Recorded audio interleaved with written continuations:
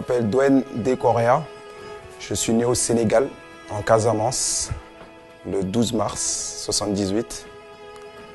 J'ai fait mes études en France.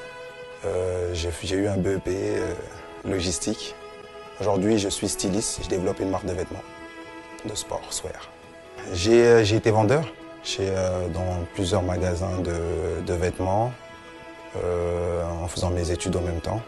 Je fais des stages. Après l'école, j'ai fait quelques boulots, toujours dans le textile, dans des magasins, des grandes enseignes en fait. J'étais vendeur là-bas. Ça m'a donné envie en fait de développer une marque de vêtements, développer un projet pour moi.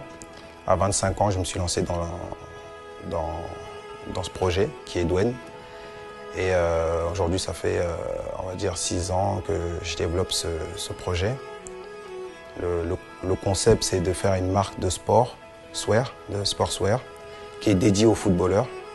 Un concept qui tourne autour du football, avec des modèles vintage, reprendre les maillots de foot d'avant pour les mettre au goût du jour.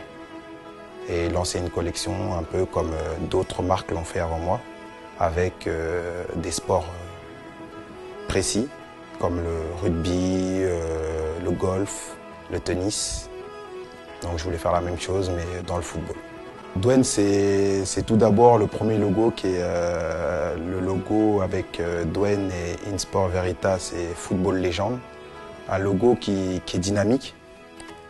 On peut apercevoir le D majuscule de Dwen dans le logo.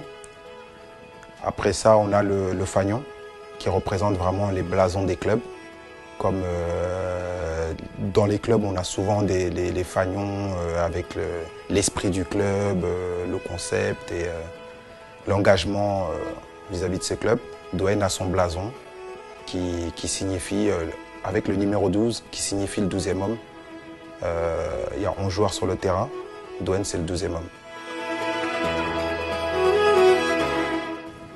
Déjà, la difficulté que j'ai rencontrée, c'est déjà d'avoir eu les bonnes personnes, de rencontrer les bonnes personnes. C'est très dur dans le métier du textile. J'ai rencontré beaucoup de personnes avant, des fabricants qui m'ont fabriqué des produits pas très bien.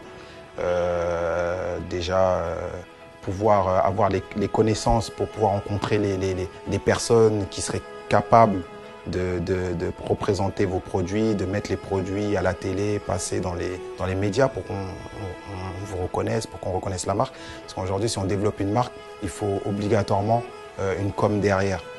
Et faire une com, c'est tout d'abord avoir les moyens, ce que je n'avais pas. Et après, si on n'a pas les moyens, il faut se débrouiller comme on peut. J'ai eu la chance, moi, de rencontrer un ancien joueur de foot qui s'appelait Joaquim Fernandez, qui lui m'a présenté à d'autres joueurs comme Zidane, Anelka, et de là, l'aventure a démarré en fait. L'avantage de créer sa propre marque, c'est qu'on est déjà, créer sa propre entreprise, on va dire, déjà on est patron nous-mêmes, donc ce qu'on fait c'est pour nous.